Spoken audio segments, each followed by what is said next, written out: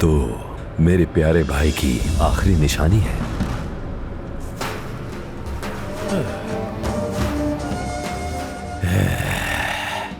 नजरों से इंसान को कत्ल कर दे खूबसूरत है। अपने भाई का बदला ले लिया है मैंने। वो बेगैरत वहाब तो उसे जमाने से तंग कर रहा था। लड़की का ताल्लुक नहीं है उससे।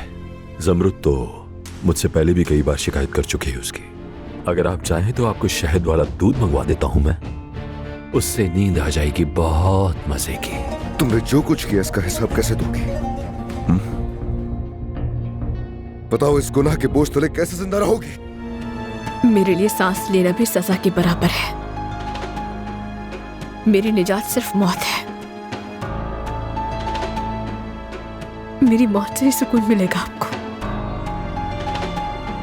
अजमत साहबा ने उनके सारे कपड़े और जहेज जला दिए और मुझे मजबूर किया उन्हें कैद खाने में बंद करने के लिए।